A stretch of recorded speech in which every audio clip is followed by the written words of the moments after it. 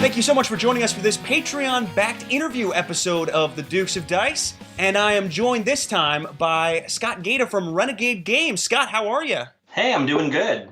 Excellent, excellent. So I think folks have started to know the Renegade name, especially recently, and I think we're going to get into that in a bit here. But I don't know if you could give folks a bit of your background as it comes to the industry, because you've been in this industry for a good chunk of time now.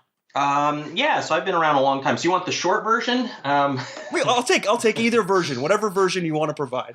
All right. Of course, the typical, started off as a gamer. I think the first games I really played was like middle school Dungeons and Dragons. I think everybody has that similar story.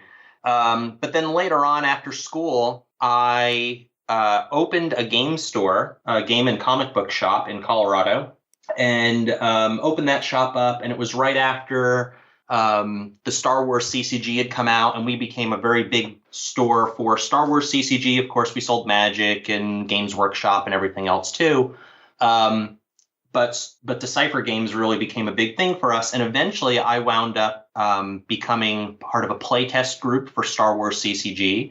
Then later on, I started contracting for them. And did that for 4 or 5 years. I actually revamped their organized play program, worked on marketing programs for them, and developed some new marketing programs for some of their games and launch programs and things like that. And then I went and took a full-time job with them. They had offered me a job in their sales department, and I took the job in their sales department. And within a very short period of time, I wound up running the whole game studio and did that. Worked on a lot of really huge licenses, and that was a lot of fun. And eventually then I took a job at Upper Deck in San Diego. And before we started the interview, I think I had mentioned to you that I came out here in '92 for San Diego Comic-Con and really loved San Diego and eventually wanted to move out here. So that was definitely a factor with me taking the job at Upper Deck. You made it a reality. Yeah, for sure. And there was another company up in Seattle that I had an offer from as well, and I decided to go to San Diego instead. So I went to San Diego, worked at Upper Deck for quite a while, worked on, World of Warcraft and Marvel, Hello Kitty, all sorts of licenses again, Yu-Gi-Oh! And then after Upper Deck, I got together with 3 other guys, and we started a company called Cryptozoic Entertainment. World of Warcraft moved with me over there.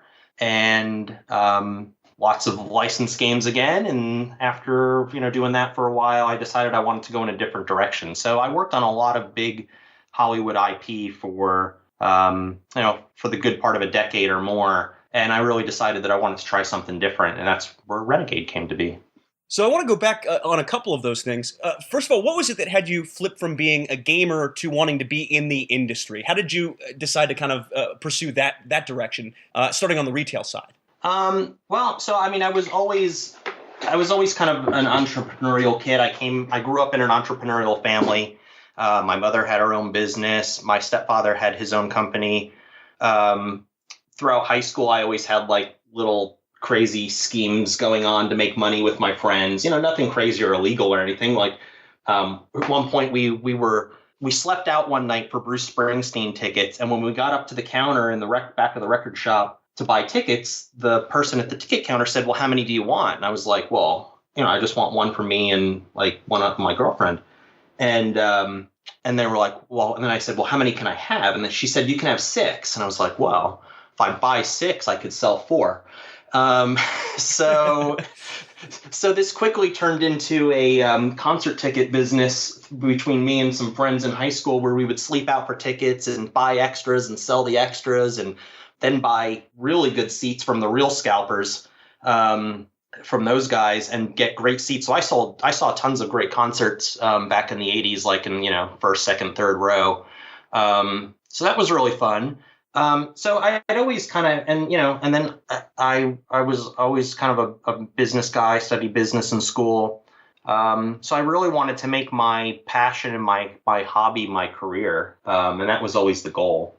So, it took quite a while for, I think, my mother to accept it. It was, again, kind of the stereotypical, when are you going to get a real job? So, but yeah, it kind of worked out in the end, didn't it? Yeah, I think so. I think so. So why do you think you ended up gravitating more towards or working more in IPs? I think in some ways it was a little bit of just dumb luck. I did have so back in the mid '90s, I started this right before I opened up my game store.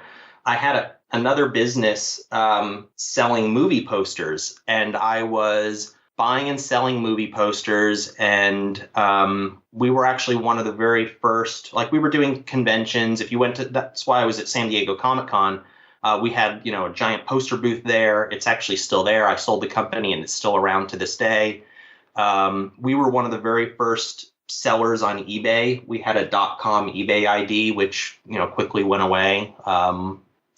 So I was always picking pop culture licenses right from that point. I was a huge, TV kid and movie kid. Obviously, Star Wars was the movie of my generation. So, it was kind of a natural fit. Again, like my personal interests kind of dovetailed into my work life. And also, really just kind of dumb luck. Opening up my store, Star Wars CCG was new and hot. The special editions had just been out. Everybody in the Denver, kind of metro area was fighting over Magic, who could be the best Magic store. And we decided to be the best Star Wars store. And, our weekly tournaments every Saturday in our store were 50 people. We had some of the top players in the world. I think like at one point was number 3, 1, 3, and 5 in the world played at our store. So it really just, a little bit of passion, a little bit of just dumb luck. Right place, right time. Yeah, for sure. What did you find was the key to making one of those licensed properties a success? Because certainly a lot of times these can fall flat on their face or not live up to fan hype or fan expectations. Yeah. What was it that you found was sort of the secret sauce of making it something that was going to catch on? So this is something I really feel strongly about. There's a right way and a wrong way to make a licensed game. And most people, in my opinion, do it the wrong way. I don't like when a IP is skinned onto an existing game that's not a good fit. Now, there are exceptions where it is a good fit and it feels really fun. But I really believe in kind of top-down design where you need to start with whatever that world is, whatever that experience is. And the game needs to feel like I'm getting a Star Wars experience or a Star Trek experience, Lord of the Rings, or whatever it might be. I need to feel like I'm playing in that world and I'm getting to experience that world in new and interesting ways, not just mimicking what you saw on TV. A little bit of the mimicking is fun. Having a Star Trek game where we get to explore planets. That's a no-brainer. That's, kind of what that IP is about. Or X-Wing is a great example. Like, that's perfect. We want to fly our X-Wings in our ships, and we want to have dogfights. But then, you have the other extreme where you wind up with a game that's it's an okay game in its own right, or it might be a fantastic game in its own right, but the IP and the game just don't mesh. And that's, you're not doing the IP any service, and honestly, you're shortchanging the fans. Yeah, and I think that happens too often for some folks' tastes. But as you mentioned, there have also been some pretty shining examples. Yeah, for sure. What's interesting to me is you go from that experience, a lot of these lifestyle games, CCGs, more of probably a heavier gaming audience, not necessarily heavy games, but heavier gamer audience, into casual games, really casual, family friendly, which is really, and as I'm looking at Renegade's lineup, that's absolutely what you guys have succeeded on. And what was it that inspired you to get into that in the first place? And then how do you think you've succeeded in that? Well, the reason that we kind of focused on that to start was twofold. First of all, I really felt that there was space within that category of games to grow. I didn't think that it had been maxed out, that there was everything out there that there could possibly be. And in some ways, I thought that there was stuff that just wasn't being done yet. So, saw opportunity and said, well, that's where we want to start.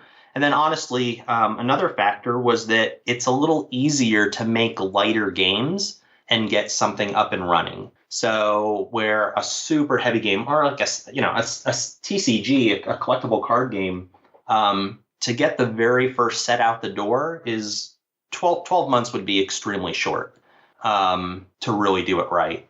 And, this was a new company. I kind of wasn't something I'd been planning for years and years. It just kind of struck me one day. This is the direction I wanted to go. So I wanted to get things up and running as well. But I have kids. I have 3 boys and of all different ages.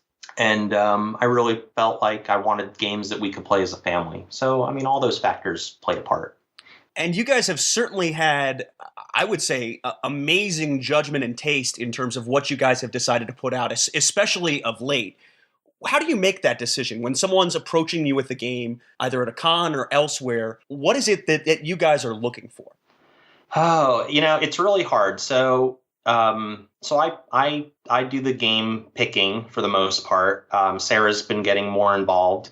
And we look at a lot of games. At Gen Con this past year, I sat in a room Thursday, Friday, and Saturday, and I had a game pitch every 30 minutes from 10 a.m. to about 4 to 5 p.m. for 3 days straight. I get submissions to our website, probably an average of like 3 to 6 a week, that are just kind of blind submissions. And then if, we tell people not to send rules and not to send a print and play or anything like that. Just give me a brief elevator pitch, and then I'll read rules. So we really, I probably have to put out the 12 games that we put out last year. I probably went through 500 to 1,000 different games that I looked at. It's really hard to explain exactly what we're looking for. It's kind of like I know it when I see it. There's definitely some stuff where I'll go, well, listen, we don't want any more worker placement games. Like we've got 2 or 3 in the works. So even though this one's really good, we're going to pass on it. That comes up quite a bit. We can only put out so many games. So it's a matter of finding that thing that really kind of strikes me as this is doing something different. A good example is Lotus. So when I first saw the sell sheet on Lotus and then read the rules, I thought that the card pedal mechanic was really cool. That was different. I saw a lot of potential in it, and I was like, this is different. I can see where we can develop this and where it can wind up and what the finished product can look like. And I think it'll stand out. So that was something that I was interested in. So I think that's a factor too. It needs to stand out. We just don't need another of the same thing that's been out 27 times. There are a lot of would-be game designers who listen to the show, and from what you were talking about in terms of the sheer number of designs and games you look at, certainly plenty out there. What is a surefire way to get a no from you? So probably don't pitch me a game based on a license. So I actually, I get a fair amount of that. It's probably gone down now because I think word has gotten out that it's not the right strategy. But because of my background and I've worked with so many big licenses in the past, and this wasn't just at Renegade, this was even prior to that, I would get pitched, here's a Star Wars game, or here's a Lord of the Rings game, or here's a Walking Dead game. And that's the wrong way to go. Those games take a different type of design. Like I said, at least for me, it's not to say somebody might not come up with the best Walking Dead game, but and even if I had the Walking Dead license, we've probably already had a plan before we signed the license. So it's kind of a tough situation. The one that I was curious about, but we also got via Twitter, Jared Schultz asked this. He was curious what happened in the last year that brought you guys more onto the scene so dramatically. And I think this plays true for me. I certainly played Gravwell. I certainly played Lanterns. But in terms of knowing Renegade as a company, I think it was really just in this past year that I think that awareness really started to kick in. What do you think was responsible for that? This past year was only our second year. So I think what probably was responsible for that was we got out more games, and people started to recognize that we had a pretty decent track record, and that we were being consistent. That every game we put out might not be for you, but I think we try to keep it in perspective that every game has a specific audience, and as long as we're successful catering to that specific audience, then it's a success. Not every fan or every gamer is going to like, say, Fuse. Fuse is a real-time cooperative game, and it's really stressful. Oh yeah. Right. But we love it. And people that want that sort of an experience really love that game. People that don't like, high stress and real time and cooperatives, it might not be the game for them. And that's totally fine. So I would say it probably is consistency. That we were pretty consistent this past year. We put out games that resonated with the audiences that they were intended to hit. And I think that probably got us a lot more attention this year. Covert really was a heavier game that I think for a little while it was a little bit of a sleeper, and now all of a sudden people are really starting to discover it. It made a lot of top 10 lists the end of this year. Fuse, even though it came out in December of 2015, really for all intents and purposes, it was a 2016 release for us because it came out right before Christmas last year, or the year before now. Clank, of course, is getting a lot of good buzz. Kitty Paw has done tremendously well for us. It's just an adorable little game that is much tougher than it looks. So that kind of does hit that sweet spot for us where it's accessible to all ages, but it's not an easy game. It looks adorable, but it's kind of sinister. Gotta love adorable but sinister. I think that's the sweet spot. That fits the cat theme for sure. BJ from Board Game Gumbo was curious if there's a different game category you guys are looking to move into in this coming year or two. Is there anything kind of down the pipe that might be a little bit different than what we've seen from Renegade in the past? So we are working on some games that have 3D sculpted miniatures in them. Ooh. So you're going to see that from us in the future, probably towards the end of the year and then into next year. So that's definitely coming. And maybe some other categories. We're working on some stuff that is not really 2017, but it's 2018 release that's going to be very different for us. But the sculpted miniatures are probably the next big step for us, is having that in some of our games. How do you balance having a game that's at the right price point that's affordable with having the components be where you would want them as a gamer? It's tough. So, first and foremost, we have to run our business like a business, or we won't be here tomorrow, and that doesn't do anybody any good. So we run a P&L, profit and loss. I have a worksheet that we use, and it's constantly in flux as we're developing the game.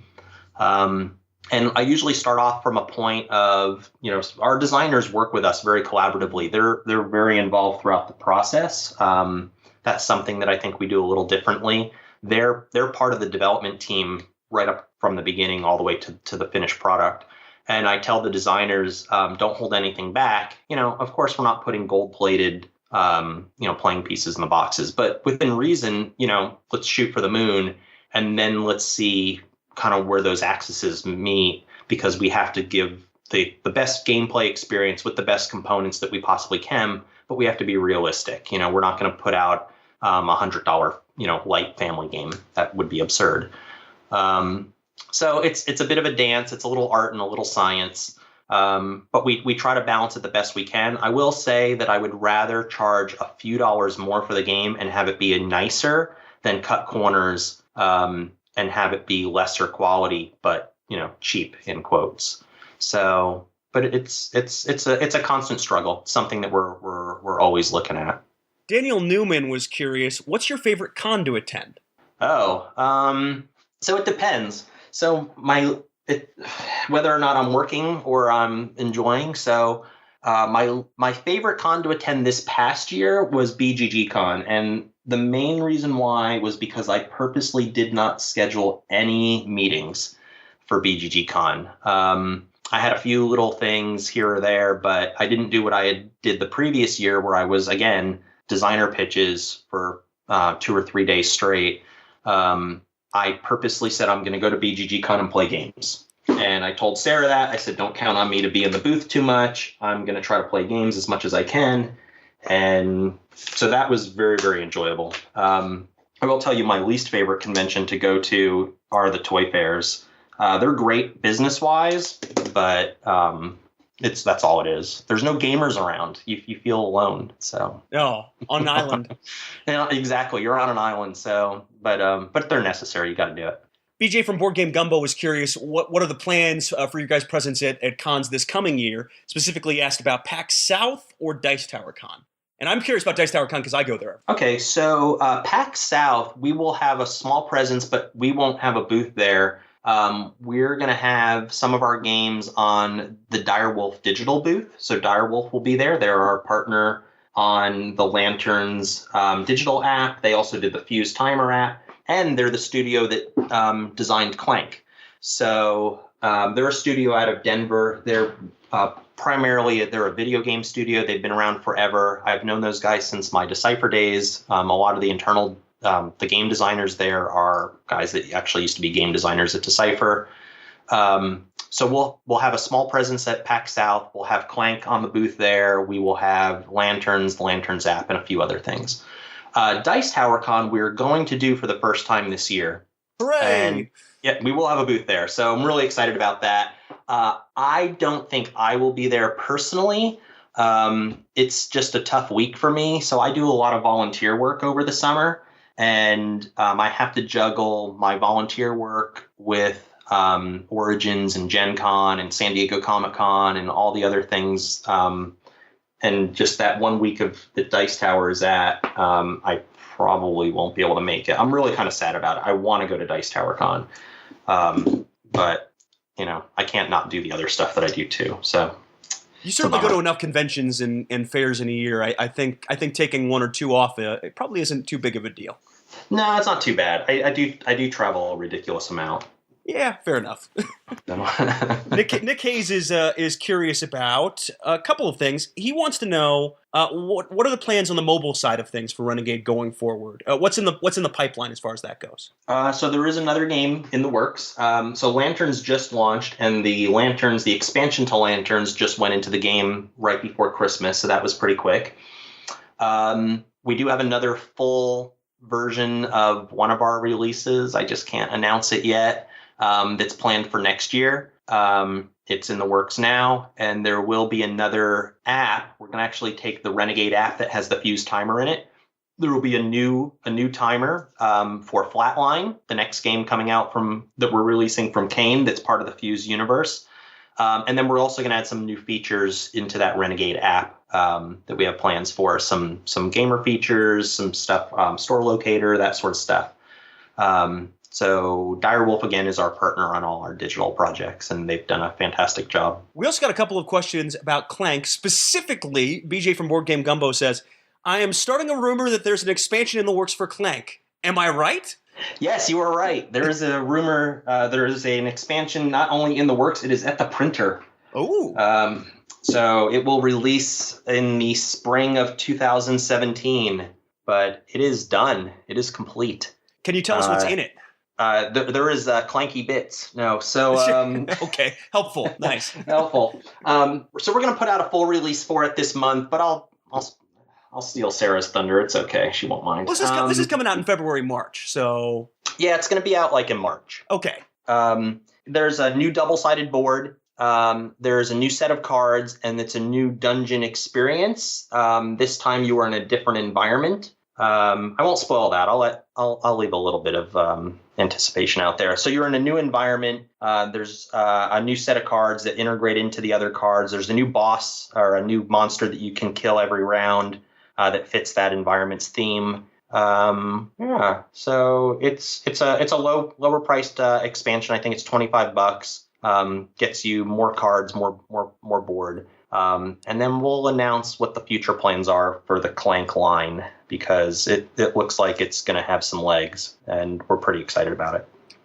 So I'm going to call it now. It's going to be set in a Major League Baseball stadium, and you have to take down Barry Bonds as the monster every round. You have to stop him from crushing so many home runs, and if he crushes enough, your character dies. Ooh, that's a good idea. No, see, we went with hockey instead.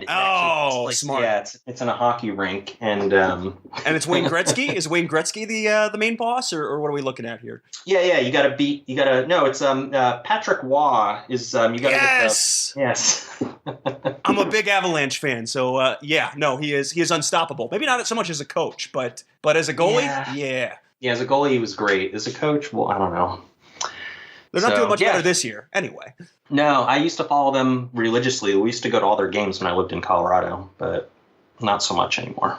I was there 2001 Stanley Cup Finals Game 2. Oh, wow. Which is one of the ones we lost. Yeah. Yeah, but that's okay. We got the last laugh in that series. Yeah, Take that, New Jersey Devils fan listeners. Yeah, no, it was cool. So we lived there when they first came to Denver, and the team started off and they were doing pretty well. This is going to totally bore like all the game fans out there. No, it's good. It's good. Now. Yeah. And they were doing well, and then the Christmas season passed, and the Patrick Waugh trade happened, over the holidays, and was finalized in January. And I got an email from a friend of mine that was a Bruins fan that said, "Congratulations on winning the Stanley Cup." Because that was pretty much all the team needed was a standout goaltender, and we got Waugh, and we won that year. It was pretty phenomenal. So, in a sweep over the Panthers. Yep. Yeah. No, it was crazy. I can remember staying up until like when they were playing on the East Coast, 1, 2 in the morning. So many of those games went into overtime. It was fun. Triple overtime for the last one. Yep. All right. Right. Sorry. All right. Yeah. No. We went way off track there. I know. All the Canadians are happy. Part of it was my fault for coming up with a ridiculous Clank retheme expansion. So I'll take the blame on that one. That's all good. But yes, so Clank is coming. We just got a new reprint in. Just came in this past week. This is the 3rd shipment, and they keep selling out. We have another one on the way that'll be here in February, and then the expansion will be out in March. One of my top 10 of the year. So, pretty remarkable game. Blaine Miley was curious about, was there ever any consideration in that game for variable starting player powers? I can't remember anything like that, and it's really funny the way Clank happened. So Clank was one of the few games that we didn't do a lot of hands-on development with because the Direwolf guys really handled it. And Paul Denon is he's a fantastic designer. He's been around forever, mostly on the digital side. And it's really kind of a funny story. So like I said, I've known those guys for years, and I was going out there every once in a while the last couple of years as we were working on our digital stuff, and I was playing a lot of their games. So they design a lot of tabletop games internally that never see the light of day.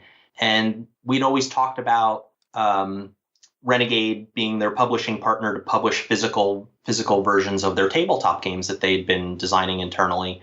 And I had played a bunch, and there was one game in particular that I really liked, and I thought it had a lot of potential. And then when Scott Martins, who's their owner out in Denver, called me and said, "Hey, let's move forward. Let's do this thing. We want to make a board game." And I said, "Great, I'd love to make a board game with you guys." And I thought we were going to make the game that I had played. And he said, "We have this game, and this is the game we think is the right game for us to put out first. And it's a deck builder." And I was like, "Ugh, really?" I said, "If you go on our website on the submissions page, it even says games not to submit to us, and deck builders are listed."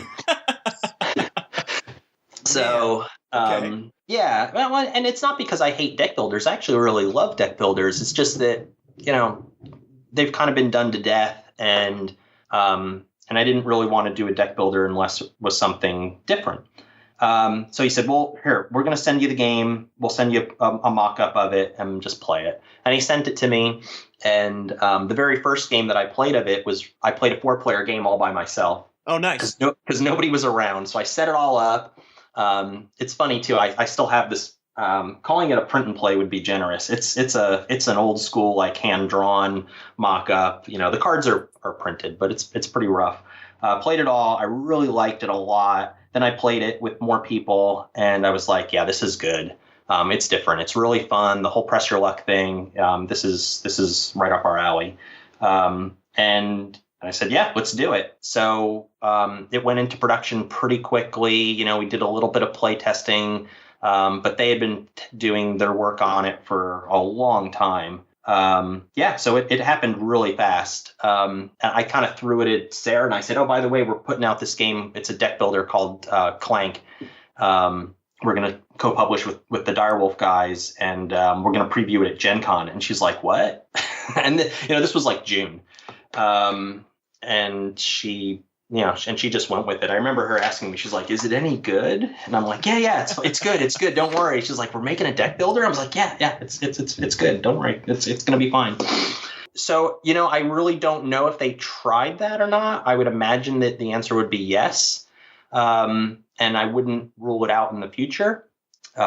But right now, really, like, we're really starting to dig in on what the future of that line is going to be. We just wrapped up the expansion, like I said, so we're going to look and see where we're going to take it through the rest of the year and into the future.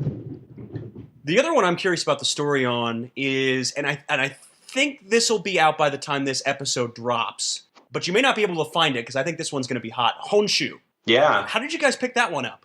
Well, I mean, it's the same old thing. I'm constantly scouting, looking at games, looking at stuff that comes out in other markets. But this one was really that big of a secret. I think this was on a lot of people's anticipated lists for Essen, that they had heard a little bit about. And it was, kind of that thing where, here's my list of stuff I want to check out in Essen. And it was certainly on mine. And went and checked it out and liked it. And then we just started talking and we wound up with it. I kind of found out after the fact. I mean, you always know that, especially if something's really good and it's out there publicly, that you're going to be in competition with other publishers to get it.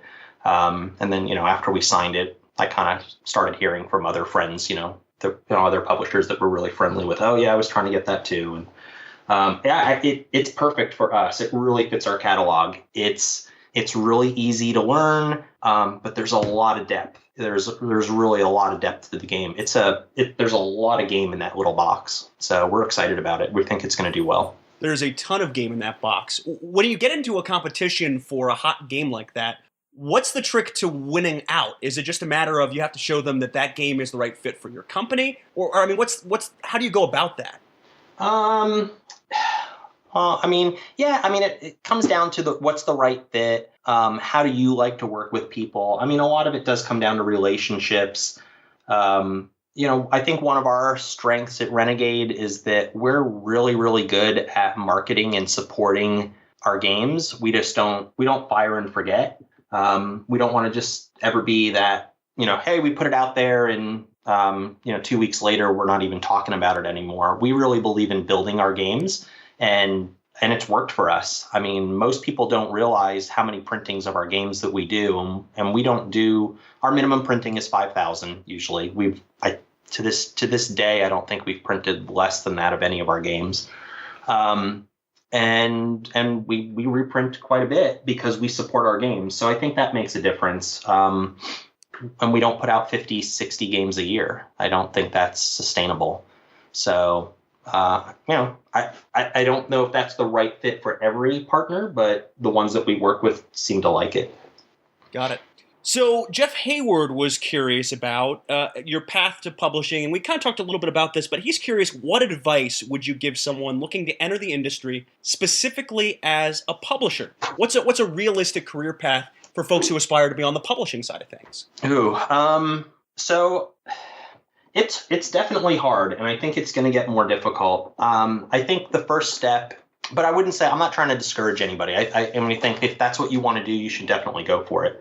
I think the first step is you need to decide what type of publisher do you want to be, and what do you want your focus to be. You can't do everything, and you shouldn't try. Pick one thing and try to do it really well. And I do think that you need to consider what do you want your model to be. And I talk about this. I was on a panel at Unpub last year, and this was kind of the topic. And the thing that I brought up was Kickstarter. And I think Kickstarter is great. I mean, Kickstarter's the thing that is allowing games that never would have seen the light of day to be seen. And I think it's a wonderful thing.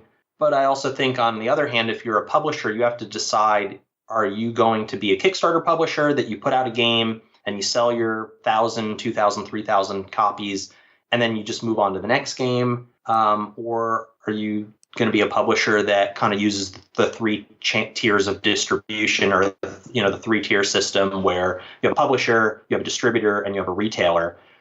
It's getting harder and harder to do both. Retailers, for the most part, don't want to carry a lot of games that the first 2, 3, 4, 5,000 copies were already sold on Kickstarter. They feel like you've already kind of sold to the alpha customer, and they've missed out on that. Whether that's right or wrong, I mean, that's the common sentiment. So it's getting harder for a Kickstarter publisher, unless you have a giant breakout hit. Then of course it's gonna get carried. But you can't count on that. Like, don't ever count on being the exception to the rule. So that would be, I would say, my first step is figure out what you want to do. But then as far as the next thing that's really important is you need to figure out and be really honest with yourself. What is your personal skill set? If you're not a product developer, and essentially that's at the root of my skill set, that's what I am. I'm a producer. If I worked in the video game industry, I would be a producer. I would be running a games project. I would be, making whatever it is. And kind of managing that team, and a producer's job is to get the best work out of their team and push them in directions that they might not even think to go.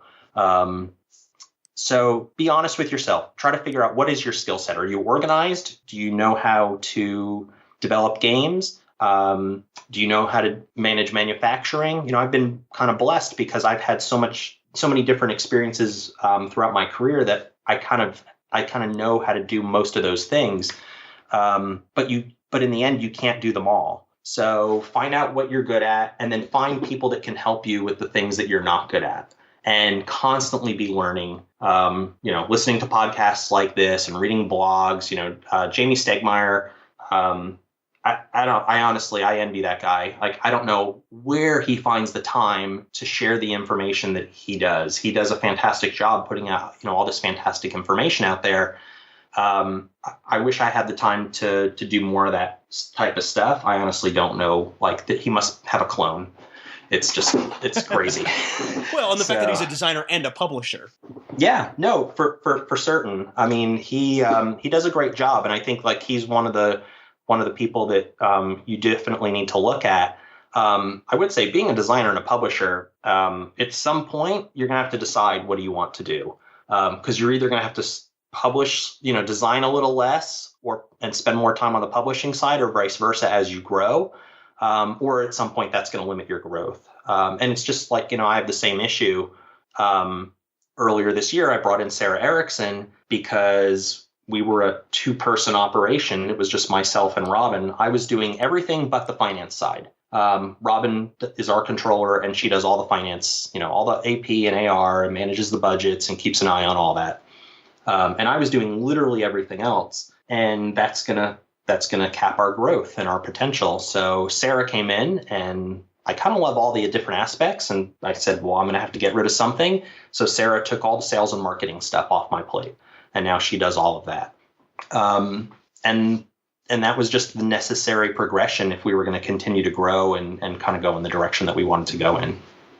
So, figure out what you want to do, figure out what you're good at and what you're not good at, find people that can help you with the things that you're not good at, and, constantly be learning.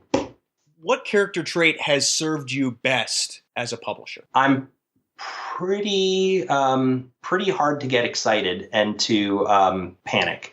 So, I don't fly off the handle. I'm pretty calm. Not much really frightens me. I mean, what's the worst that could happen? It could fail. And, as long as it's it's failure within reason, then we'll just move on and we'll do the next thing. I'm never going to do something that's so outlandish and crazy that it jeopardizes the existence of the company. But we're going to take risks. So yeah, probably just that I'm pretty calm under pressure, and I can handle a lot of things. I can spin a lot of plates. Nice. Even keeled and multitasker. Yeah, there you go. Yeah, that'll work.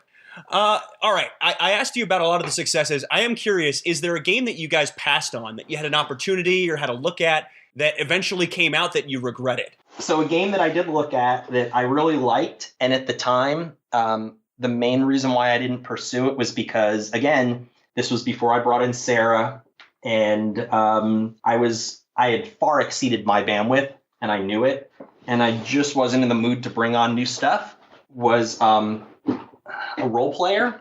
Oh, man. Yeah, I really liked it, and I thought it definitely was in our wheelhouse as far as this is just different. It's kind of wacky, right? Like, who would ever think to do a game that's based just around the character creation? He showed it to me at Gamehole Con in when was that? November of 2015. And, again, we were still pretty new. We just started in 2014. We had just turned about a year old, a little over a year. But we were, I was personally absolutely at my limit of capacity. And, when I describe, like, even now, like Sarah and I and Robin, and people are like, oh, are you guys full time? We describe ourselves as full time plus. So role player, but Keith is having tremendous success with it, and I think that's phenomenal for him. So he's a great designer. We actually did Bullfrogs. We re-released Bullfrogs with him. We want to do more stuff with him in the future, and especially with that engine. Like Bullfrogs, I think is a fantastic, tight little strategy game. Again, one of those games where there's like a lot of game in that box. There's a lot of depth there. So yeah, Keith has done a great job, but yeah, so role player. I wouldn't say we passed on it. I didn't even pursue it. He showed it to me. I didn't say, hey, this is really cool. Let's talk. I just kind of let it go, and it's probably a mistake, but you move on. You can't do everything. No, you can't publish everything, but that would have been a really good fit for you guys, I think. Yeah, for sure. Oh man, great game. Is there a theme that if a designer brings that theme to you, it's going to catch your attention in a way that might make it more likely to get published by Renegade? A theme that's maybe underdone out there? Definitely if something's underdone. That's something that we talk about a lot. So we have a whole, we use Slack for all our project management and everything. We have a channel that's just dedicated to theme, where we're constantly throwing crazy themes out there. And stuff like that. So if you have something that's different and that we haven't seen in this industry done to death, yeah, I mean, that might get us more excited. I can tell you right now, like, don't pitch me any Mars games. We've probably reached the saturation point, or will be this year, on any games based on Mars. So yeah, different directions are always exciting. Look at Lotus. That game was, originally it was called Bloom, and it was about flowers in a garden. And I really liked the mechanic, but I really didn't like the theme or the image that the word bloom evoked. It made me think of a little old lady in a gardening hat, digging in the dirt. Okay. So that's where Lotus came in and kind of came up with this different design aesthetic, kind of gave it a little bit more of a mystical look. Obviously changing the name from Bloom to Lotus. Lotus is a little bit cooler than Bloom, right? So that was a theme challenge to keep the intent of the game and what Jordan and Mandy had envisioned, but make it more marketable. But so yeah, I would say come in with whatever themes you want. And I also would say don't get too hung up on themes with us. A lot of times when people are pitching me games, I'm thinking of different things that we could do with it anyway. So I would say you could come with a game that has no theme, and that would be absolutely fine. We'll figure it out. I got to say, if you can do a hockey game, and you can do a hockey game well, that's my challenge to you. I've done a hockey game. Oh, have you? Okay. So it didn't do very well, but I did a hockey game when I was at Cryptozoic. We actually did an NHL licensed deck builder. Oh man. Okay. Yeah. Mm-hmm. Yeah. Very few people know about it. See how well that did? Man. And oh no. So yeah, we had grand plans for it and everything, but it's people have tried to do sports games for a long time. I mean, I know WotC has done ones in the past, and it's tough. Like the sports customer doesn't necessarily want to play games. Now, if they're gamers and they also like sports, that's a different story. But it's a hard nut to crack. Nobody's really done it well yet. Baseball Highlights 2045. Yeah, no, and I think that's awesome. But I don't know if that's like making inroads into the sports market. Like I don't think I see what you're saying. You know what I'm saying? Like I don't think sports stores are selling that. I think it's selling to gamers that happen to like baseball, which that's totally valid, and we should make those games. But yeah, how do we get that real crossover? How do we get that sports guy that doesn't play games to play games, right? It's like, how do you get a Star Wars fan to play games? Well, you put out X-Wing. How hard is it to break into the big box stores? It's It's hard. It depends on who. So like Barnes and Noble is probably the easiest, and they're the most aggressive at looking at new games and trying to stay up on what's coming out and what's hot. So they're probably the easiest on the scale, but they're not easy. They only have, like any of them, those guys are managing their square footage, down to the inch. They have their planograms and everything has to perform. We have 5 games right now in Barnes and Noble, and it took a while, and it has to be the right games. And it's again, it comes down to the relationship and and building that trust as well. Like they'll evaluate their games, and B&N is pretty good at evaluating. But at the end of the day, you need to also not be afraid to say no. If you don't think that game is right for their market, you really shouldn't put it in there, because you're just going to get them back, and it's going to cost you a lot of money. So that's the thing. Just because it goes into a mass market store doesn't mean you're going to sell thousands of them. It could blow up. Target is much harder. Target's more selective. And the other thing people have to realize is these buyers change every 2 to 3 years, and they hit the reset button. So you can kind of watch sometimes these chains where Target's a great example. Like 4 or 5 years ago, they had a buyer that really was big on hobby games, and he was bringing in tons of hobby games, and the hobby game section was really big. And then a few years after, he was there, and then he rotated out. He actually left the company, and they brought in another buyer, and he hit the reset button and shrunk the hobby game space down, a lot. And now the new buyer that's in again, he did some edgy things, and he brought in Exploding Kittens, and he brought in the Not Safe for Work version, and it did really well. And that led to Cards Against Humanity and all that stuff. So, he's gone in a totally different direction. Now there's a massive amount of space dedicated to kind of party games and more adult type titles, where in the past Target would never touch that stuff with a 10-foot pole. And that could totally change in a couple of years. They can get a new buyer, and they will get a new buyer in that, within a couple of years, and that buyer might decide to go in a different direction. So it's tough. You're constantly navigating this minefield of changing people, changing needs. And at the end of the day, the risk is on you. So that's the biggest thing that you have to be aware of. Interesting. Because I think for a lot of folks, that dream is that big box store that, hey, anyone can pick this one up. And I would certainly think in the more casual space where a lot of your guys' games reside, that would be the dream too, and to some form or fashion. Yeah, I mean, it is if it's the right thing to do, for sure. If it's the right fit and it's the right time, then yeah, it's a good thing, because it will reach more people. But like I said, you can kill yourself going there too, because if you ship in thousands of games and they don't sell, you're going to get them back. Well, you're not going to get them back. You're just going to have to give them a markdown. It's just essentially like giving the money back. So, yeah, it's a risky thing, and it definitely doesn't guarantee success. There's plenty of games that go into mass market that flop. All right, 3 final questions. Okay. Nick Hayes is curious if there's one out-of-print game that you'd love to be able to reprint and put a fresh coat of paint on. That one's tough. I can't think of an out-of-print game right now, but I can tell you a game I would love to make and totally revamp. So when I was in school, 2 games that really got me into miniatures is I started playing Games Workshop games, and I started playing Blood Bowl and Space Hulk.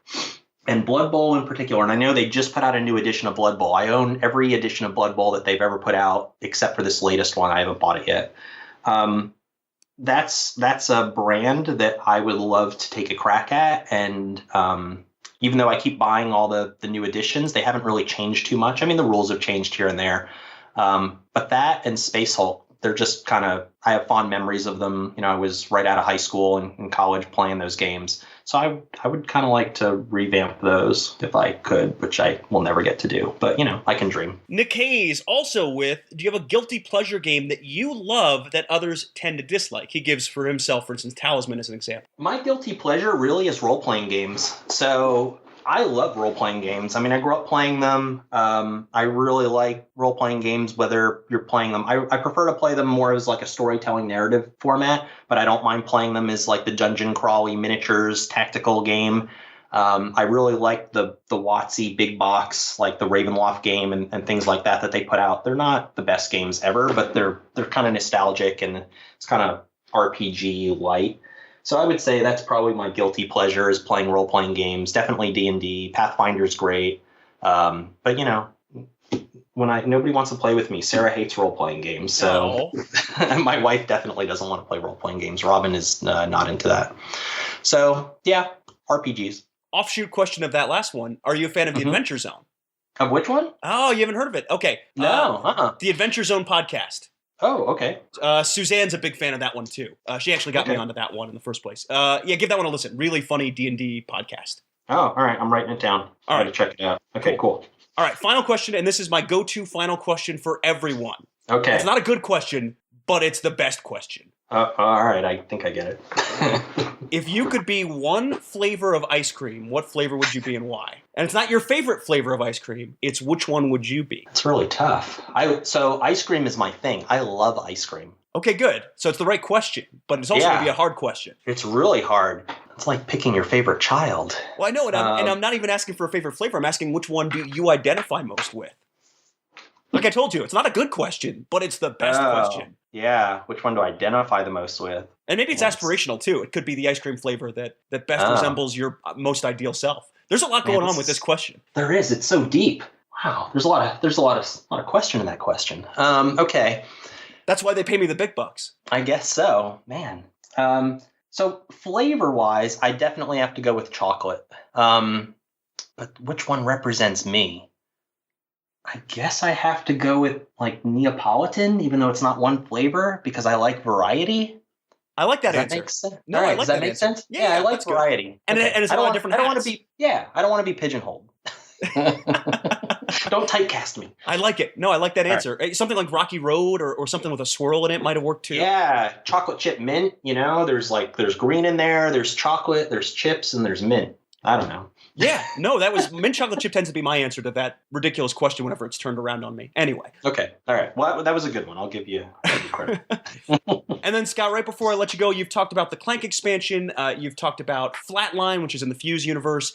Anything else in the pipeline that folks should be aware of coming out from you guys that you're excited about? Sure. So we have Castles of Callidale. That's coming out in February, March. It's just about leaving the factory now, we hope. We previewed this one at BGGCon, and it was pretty well received. It's from David Wilkinson. It's a really cute tile-laying game. There's a whole story. It's really adorable. I highly recommend checking that out if you like tile-laying. We have a new game coming out from Aza Chen. So Aza is the designer behind Kitty Paw and Doggy Go. And his next game that we have in the works is called Shibu Inu House. So themed around Shibu Inu dogs. That one will be out in March. And let's see, we talked about that. Yeah, I think that covers the first 3 months or so of the year. And then we'll have some new stuff in the late spring going into Origins and some premieres at Gen Con and into the fall. So about a game a month this year. Good pace. Coming out. Yeah. We don't want to kill ourselves, but, we want to bring us right up to that edge. So that's what we're doing. But yeah, so there's some really cool stuff. We're really excited about it. And a lot of variety. Oh, and then of course Honshu, which we talked about. That'll be That's assuming you can find it, because again, I think that's going to be very, very, very, very high. We're printing a lot. Okay, so good. I will say that we're printing a lot. We're not underprinting it, or at least I hope we're not underprinting it. But you never know. You never know.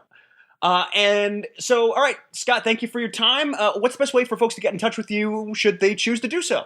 Oh, okay. So on Twitter, we're at PlayRenegade. On the old-fashioned web, we're renegadegames.com. On Facebook, it's Facebook.com/PlayRGS.